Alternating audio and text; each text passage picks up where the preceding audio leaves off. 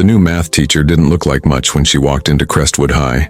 No grand entrance, no sharp words, just a plain buttoned shirt, an old leather handbag, and eyes that had clearly seen more than they ever let on.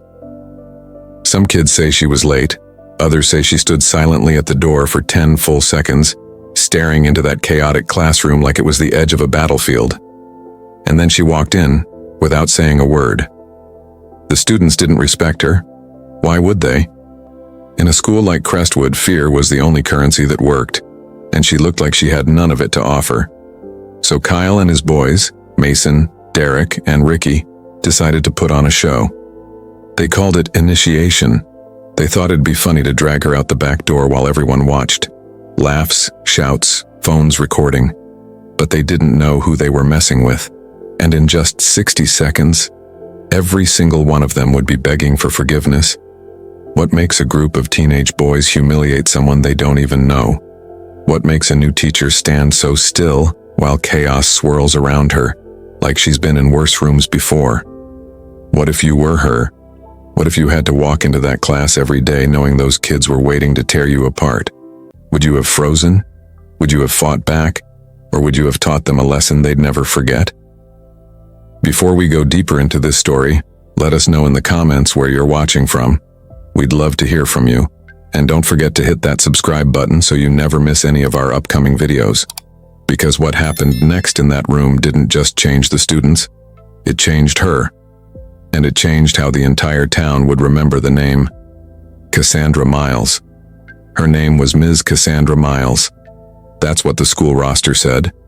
But I remember the way her name was whispered around campus like it didn't belong there. Like even her presence in that building was some kind of mistake. Quiet, yes. Reserved, always.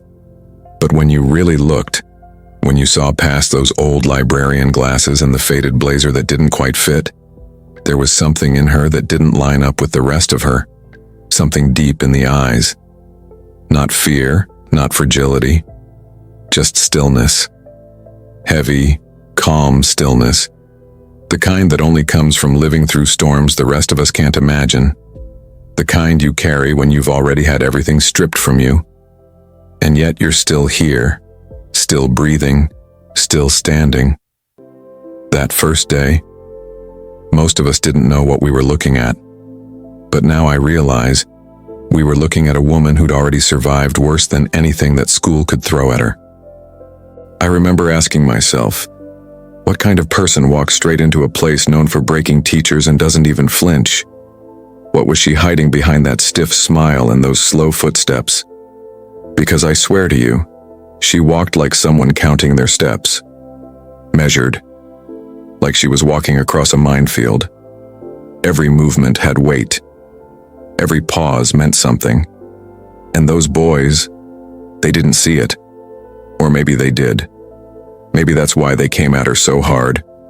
Kyle and his crew had this way of sniffing out anyone who didn't fit the mold.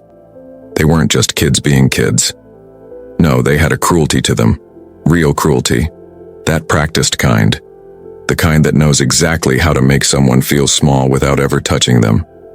But see, that day, they tried to touch her. And they learned real fast. Ms. Miles wasn't made of the same stuff they were used to breaking. Now, I ain't here to make excuses for anybody. But I will say this.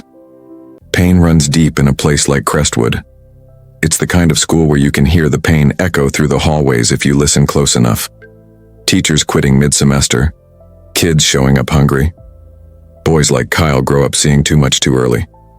Fathers that scream. Mothers that vanish. And nobody to tell them that love don't gotta hurt.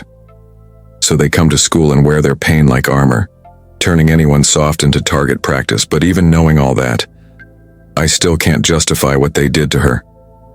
That wasn't teasing. That wasn't roughhousing. That was a full-blown public humiliation.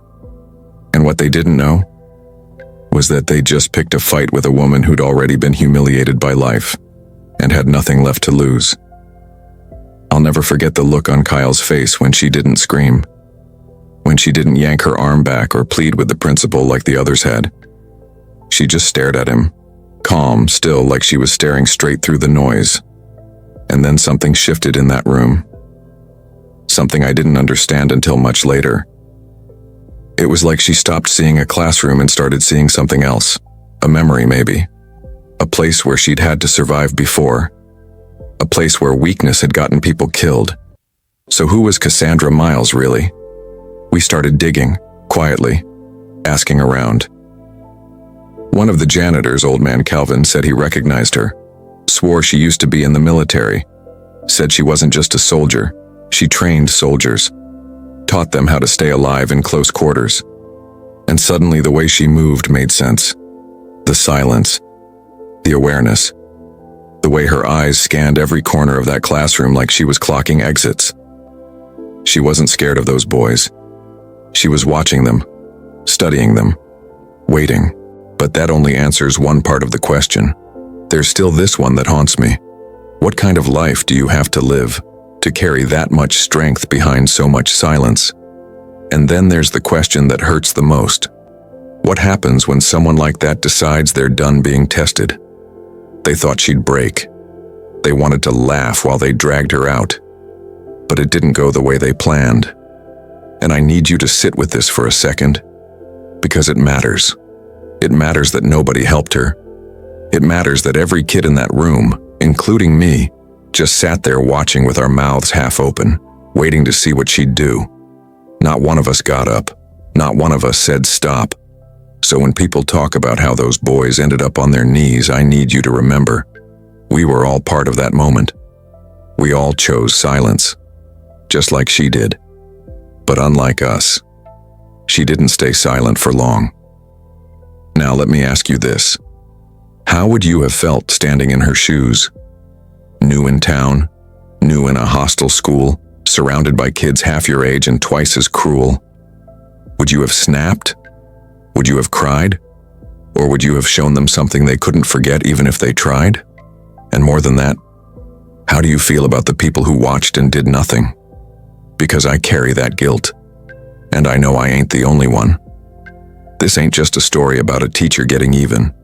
This is about how pain hides in plain sight, how strength doesn't always look loud, and how sometimes the quietest people are the ones you should never underestimate. So who was Ms. Cassandra Miles? She was a woman with scars deeper than any of us could see. She was a survivor walking back into battle, not for glory, not for revenge, but maybe, just maybe, to prove to herself that she could still hold her ground. And what those boys unlocked that day wasn't rage. It wasn't violence. It was something older, something steadier. It was a lesson, the kind you don't forget. And by the time it was over, none of us would ever look at her the same again. I ain't never been the type to talk just to hear myself speak. And maybe that's why it took me this long to tell this part of the story. 'Cause once you start unraveling how it really went down, once you start looking at who Cassandra Miles really was, not just what she did, it stops being a school story. It becomes something else. Something heavier. Something that sits in your chest and makes you question the way we treat people we don't understand. The truth is, I didn't know her. Not really. None of us did. But now, looking back, I think she might have been the strongest person I ever saw walk through Crestwood's front doors. And trust me, that school had broken stronger men than me. She came in sometime around late September.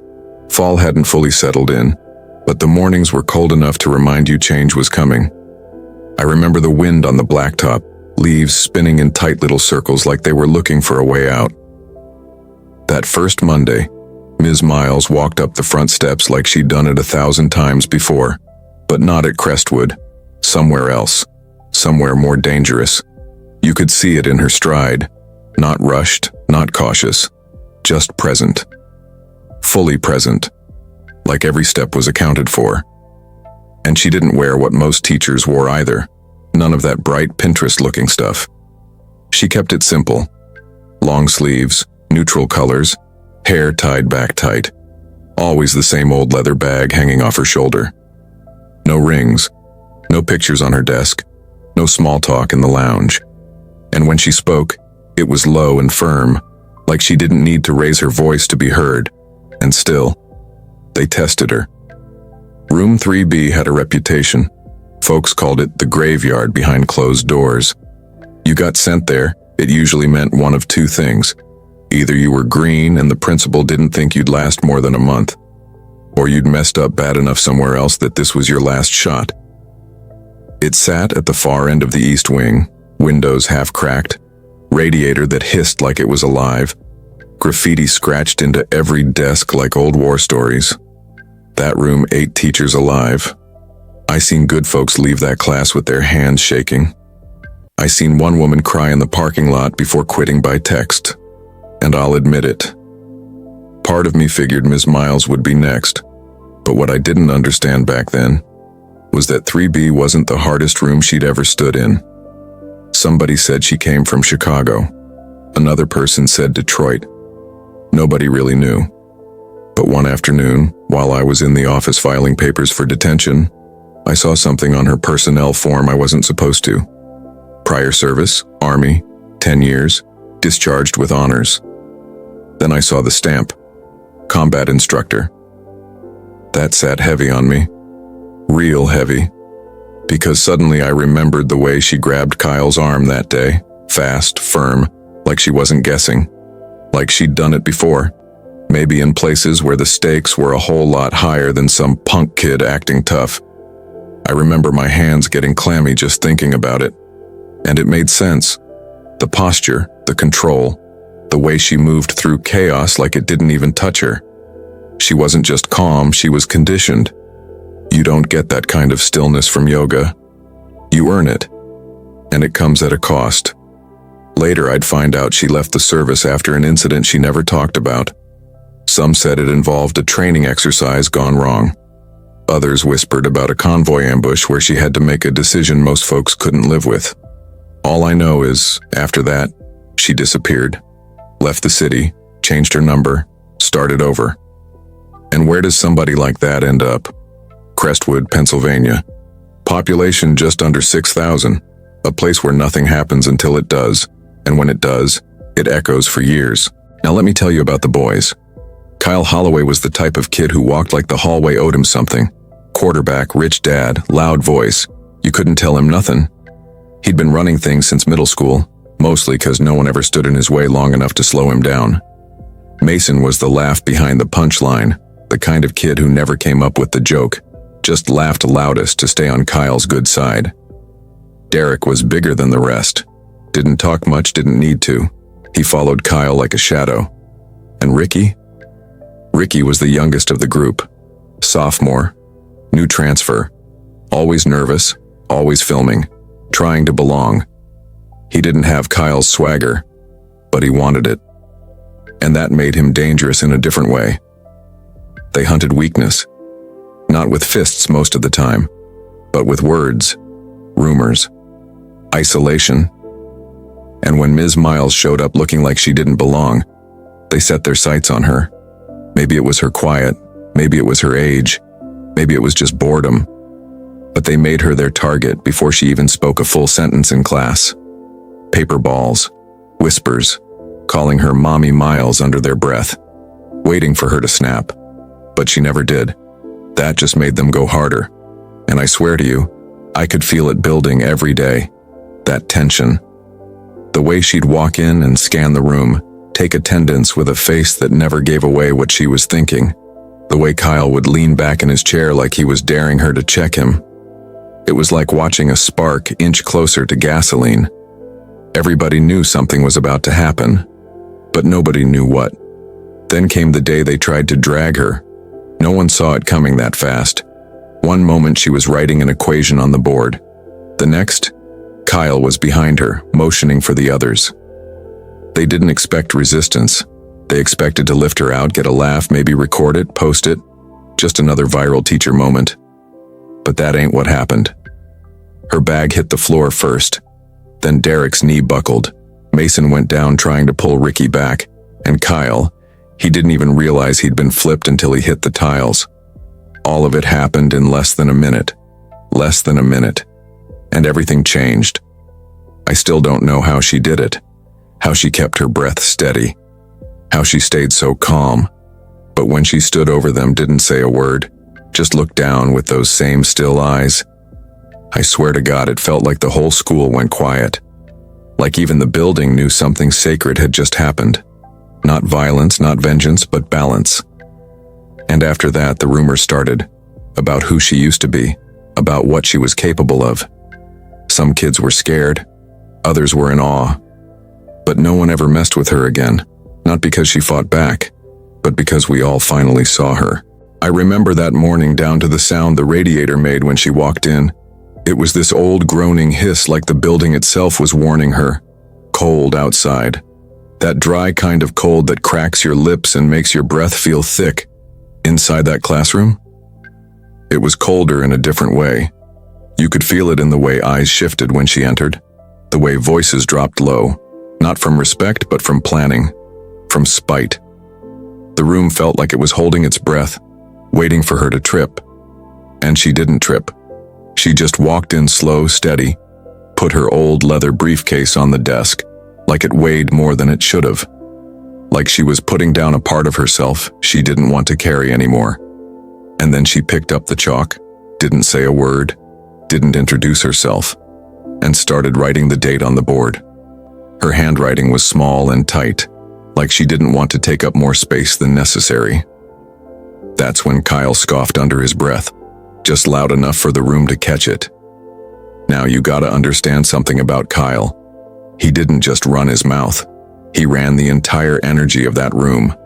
When he laughed, others followed. Not because they wanted to, but because they didn't want to be next. So when he cracked that joke about her writing, Mason cackled loud. Paper ball flew from his hand, bounced off her shoulder, landed on the floor like it meant nothing. Ms. Miles didn't even turn around, and that messed with them. I saw it in Kyle's face. He needed control. He fed on reaction. And the way she gave him none, that made her dangerous to him in a way he didn't understand yet. Derek got up and leaned against the doorframe like some kind of bouncer, arms folded. He didn't say much, but his silence was his role. Intimidation. Just another piece of the show. And Ricky? He pulled out his phone. I saw the red light blink on.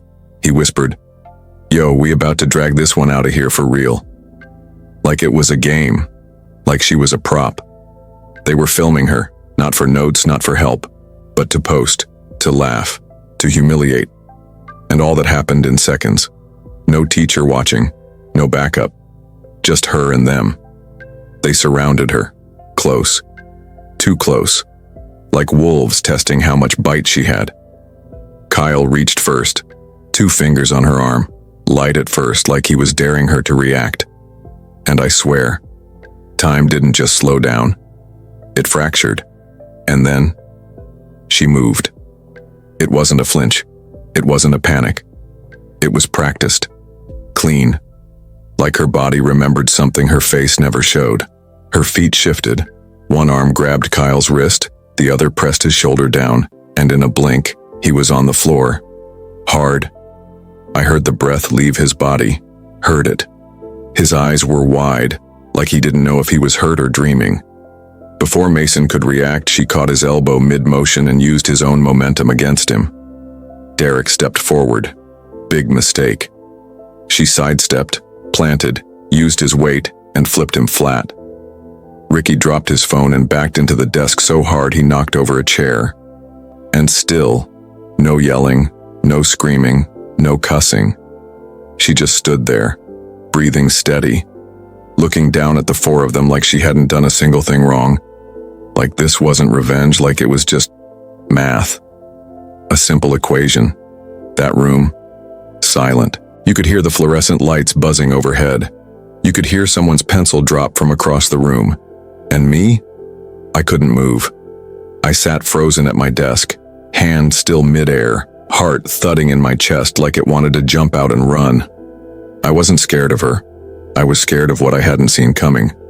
Because that wasn't just a reaction. That was muscle memory. That was someone who had trained herself to stay alive. What do you do when someone you thought was weak shows you they're not just strong, but dangerous in a way that humbles your entire understanding of power? She didn't look proud. She didn't smirk. Her eyes weren't cold. They were tired. Like she'd been through worse than anything these kids could cook up. Like this wasn't new to her. Like this was survival. Automatic. Something inside her that had been sleeping and just got woken up again. And the worst part? I think it hurt her to have to use it. Like she never wanted to show that side of herself again. Kyle sat up first, holding his chest, breathing shallow. His eyes were wild, not in pain, but in disbelief. He didn't understand how it happened. He'd never been on the floor like that before. Not by a teacher, not by a woman, and certainly not by someone who didn't even raise their voice. They left the room after that, one by one. No words, no threats, just silence. Ricky took his phone and didn't upload the footage. At least not that day. That was the first time I saw Kyle walk away without saying a thing. And that's when I realized she didn't just win that moment.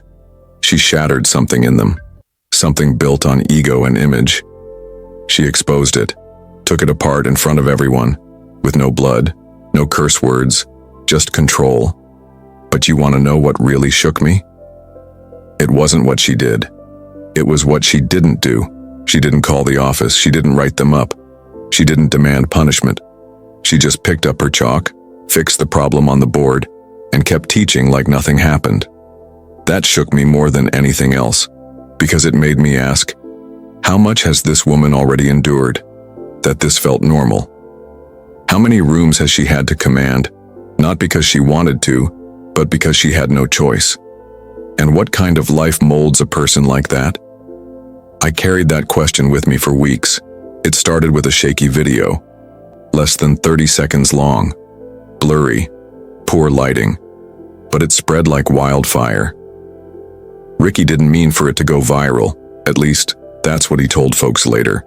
But the internet don't care about intention. It cares about shock.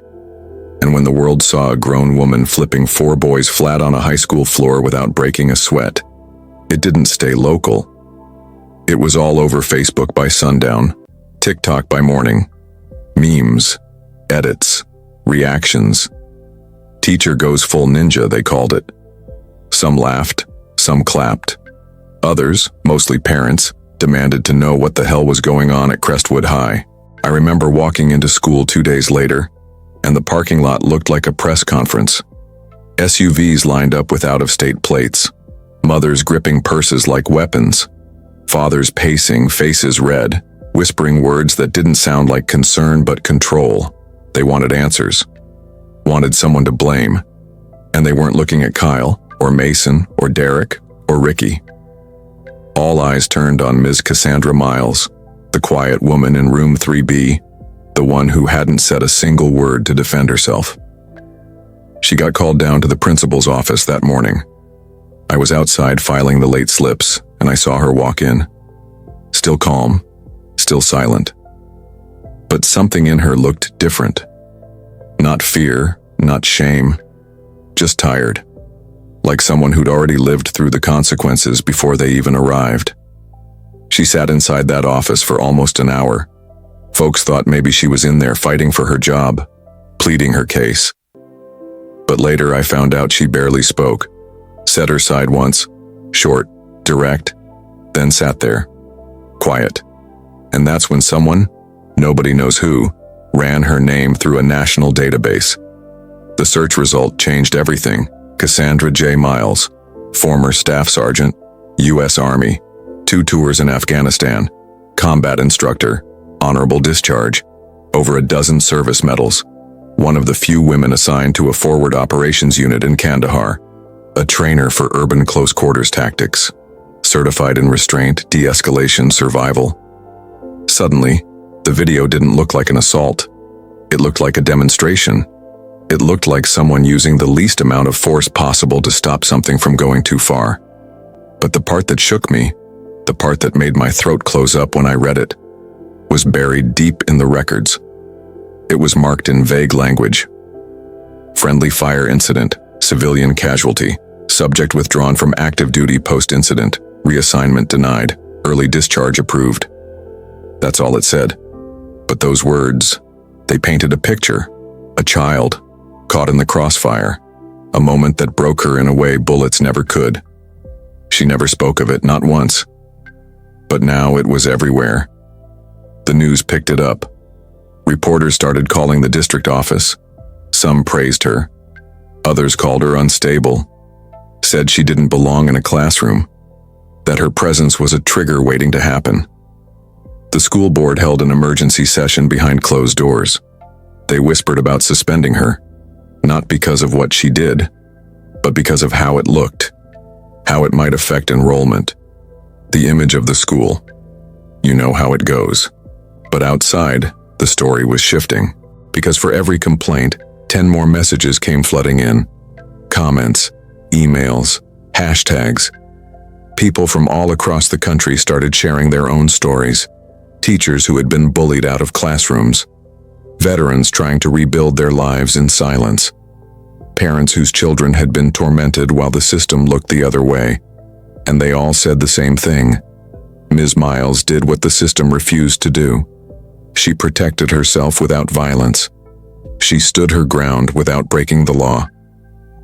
I sat in the cafeteria that Friday afternoon, watching the news loop her video over and over. My hands were cold, my throat dry. The same hallway where we used to laugh and mess around had become a national headline. And all I could think about was how alone she looked, standing in that room while the world decided what she was worth. And still, she didn't speak. She came to work Monday. On time. Hair tied back. Same old leather briefcase. No press conference. No interviews. She walked through that front door with the same quiet that made us all mistake her for weak in the first place.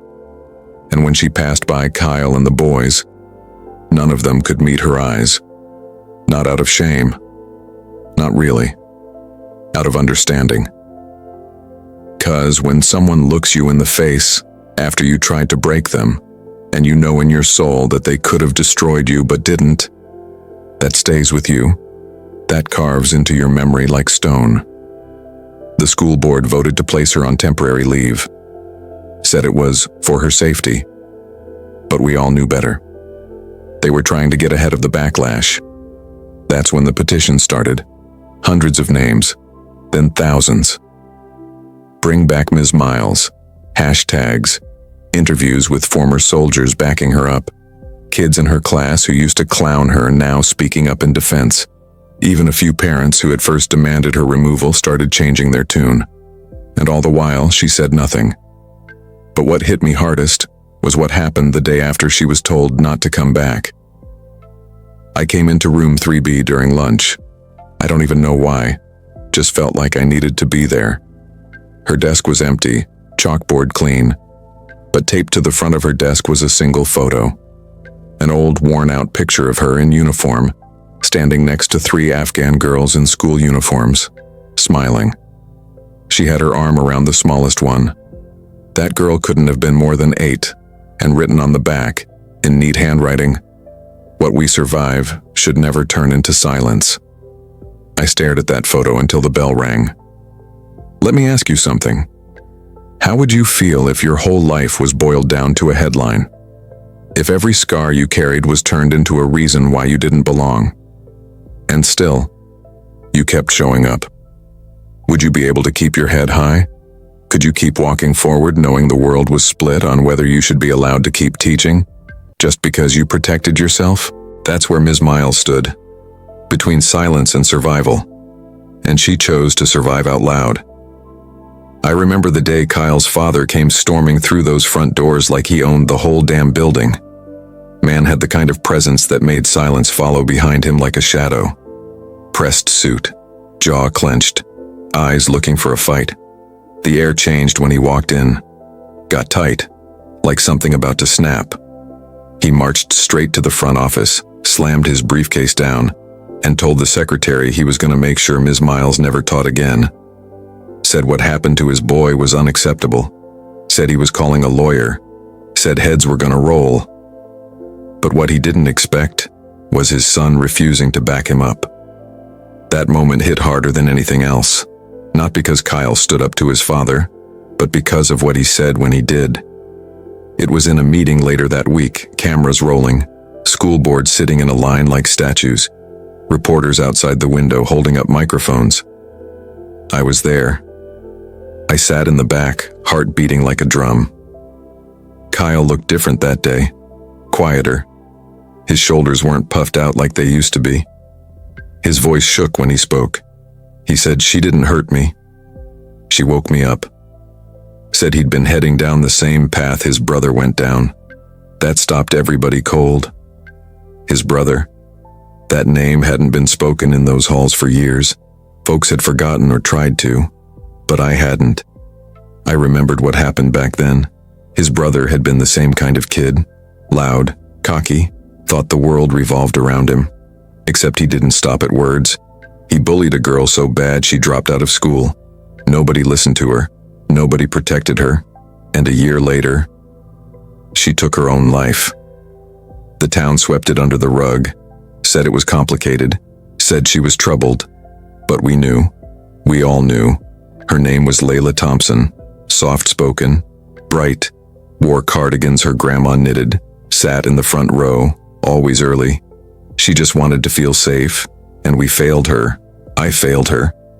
I was there when they laughed at her behind her back. I was there when she cried in the bathroom thinking no one could hear. And Kyle, he had lived with that ghost in his house every day since. He said, I was becoming just like him. And that's when the room changed. The people in power, they don't like when the truth don't fit the script. They wanted a villain. They wanted to paint Ms. Miles as unhinged, a danger. But the boy who they claimed was the victim just told them the truth. He needed what happened. Not the fall, not the humiliation, but the wake-up, the mirror, the lesson. He said no teacher had ever made him feel accountable. Until her. Not with lectures, not with punishment, but by showing him the weight of his actions without ever once raising her voice. The room was still. And then Ms. Miles stood. She hadn't spoken in public since it all started. Not to the news, not to the board. But that day she spoke with a voice so even, so grounded, it made the air feel heavier. She said, I didn't touch them out of anger. I defended myself with what I was trained to use, and not fists. Control, balance, mercy. She told them that force was never her first response. That her training wasn't just about combat, it was about discipline. Knowing when to hold back, when to restrain, when to breathe. She said, any one of those boys could have been my brother, could have been my soldier, could have been my son. And when she said that, I felt something in me break, because I realized she wasn't just fighting to protect herself. She was trying to teach them something that nobody else had the courage to. And that's the twist most folks don't understand. This wasn't a story about a teacher losing control. This was about a woman who had spent her whole life holding control in rooms far more dangerous than a high school hallway. And the truth is, she had every right to protect herself, but she chose to teach, even when she was under attack, even when the world judged her before they knew her name. I watched the board shift in their seats. Some leaned forward, others looked down. Because that kind of truth, it don't leave room for argument. You either hear it, or you don't. And that's when it hit me. This whole thing wasn't about what happened in room 3B. It was about what we allowed to happen for years. How many kids we let fall through the cracks. How many teachers we let get pushed out because they weren't loud enough, soft enough, or white enough to be considered safe. Ms. Miles didn't break the rules, she exposed them. And when she finished speaking, she didn't wait for applause. She didn't look for approval. She just nodded once and sat back down. Like she'd said what needed to be said, and that was enough. But it wasn't over. Not yet. It's funny how the same hallway that once echoed with laughter meant to humiliate can carry a different kind of sound when hearts begin to change. I remember walking past room 3B weeks after everything had unfolded, after the cameras had packed up, after the school board had retreated behind their policies, after the parents had found new things to be outraged about. But the real story, it didn't end at that board meeting. It began in the quiet that followed. And in that quiet, something unexpected happened. Ricky, the same boy who once held up his phone to mock her pain, he started staying after class. At first, it was just to collect the chairs or clean the whiteboard. Nothing much. But I saw him one day, standing outside her door, holding that same phone in his hand, only this time, he wasn't recording. He was waiting for permission, for forgiveness, for something he couldn't name. I don't know what was said between them, but the next week, he put up a flyer on the bulletin board. Self-Defense Club after school, all welcome. After the first meeting, only 3 kids showed up. By the 3rd week, there were 20. Some were kids who'd been picked on. Others just wanted to feel safe in their skin. And Ms. Miles, she didn't make it about strength. She made it about control, about knowing your limits, about standing firm in who you are even when the world pushes you to forget. And Derek, the biggest of the group, the one who used to stand by the door like a wall, he cracked wide open one Friday morning. It was right before the bell. Room full of students, usual chatter and phones out. Ms. Miles walked in, same as always.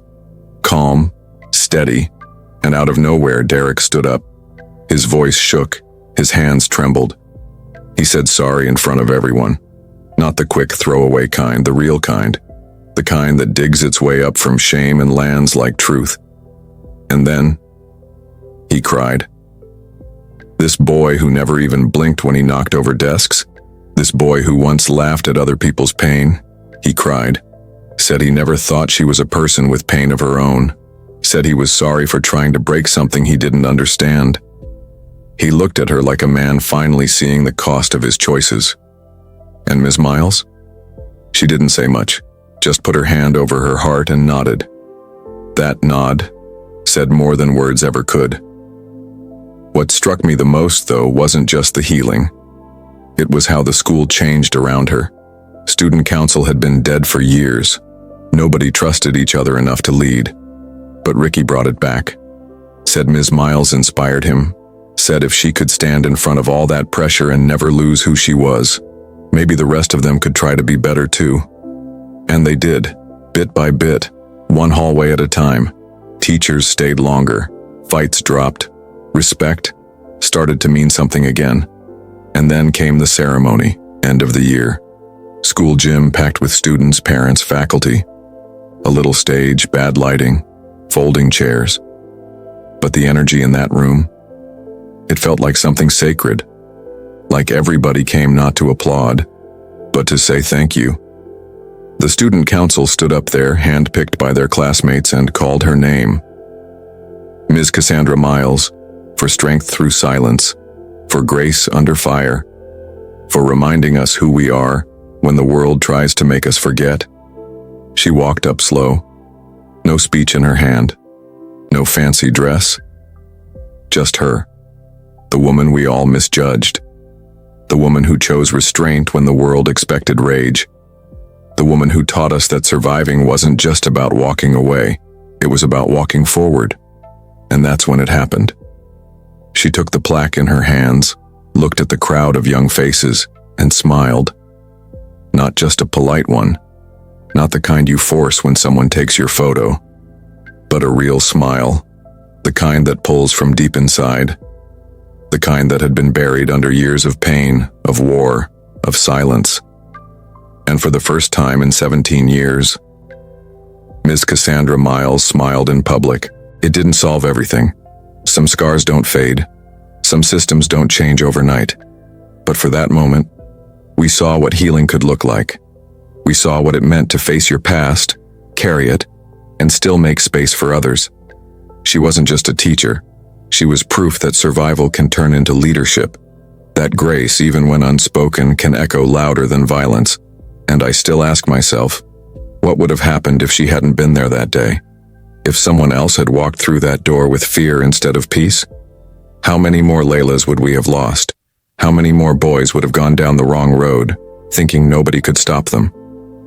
So now, I carry her story like a reminder that every room has a fight we don't see, that some people walk into chaos not to control it, but to change it, quietly, powerfully, and that sometimes the most dangerous thing you can do to hate is meet it with dignity. Before we finish, let me ask you something. If you were standing in that classroom, would you have laughed or listened. So now that you've heard it all, I gotta ask you something straight from the heart. If you were the one standing in that classroom just trying to teach, trying to start fresh, trying to move forward from a past you never talk about, and 4 boys came at you like you didn't deserve respect, like you didn't even belong in the room, what would you have done? Would you have stayed calm like Ms. Miles did? Would you have kept your hands steady, your voice quiet, your breathing even, when the whole room felt like it was trying to break you? Or would you have broken down, walked out, fought back harder than you meant to? And if you were one of those boys, just trying to look tough, impress your crew, keep up with the noise and the pressure and the expectations, what would it have taken to wake you up? Would you have listened when she didn't yell? Would you have stopped if she hadn't shown you who she really was? That's the thing about stories like this. They don't just live on screen. They live in us, in our choices, in our silences, in those moments we look away or speak up. And I think sometimes the most powerful thing a person can do is stand still in the face of ignorance and make people see themselves, really see. That's what Ms. Miles did. She didn't just teach math, she taught truth, taught presence, taught restraint, and more than anything, she taught redemption. So now I'm turning the story over to you. What would you have done if you were in her shoes, or in theirs? Would you have forgiven those boys? Would you have seen the lesson inside the pain? Let us know in the comments. We read every single one, and your thoughts matter here more than you know. We built this space to unpack real stories, hard stories, stories that stay with you long after the screen goes dark. And if you think that story was powerful, wait until you hear what happened when a bullied girl snapped back, and the school tried to cover it up. That's in our next video. Trust me, you don't want to miss that one. Hit that subscribe button so you never miss what's coming next. And wherever you're watching from, thank you for listening, for reflecting, for being a part of something that's bigger than just content. This is truth-telling. This is healing. This is us.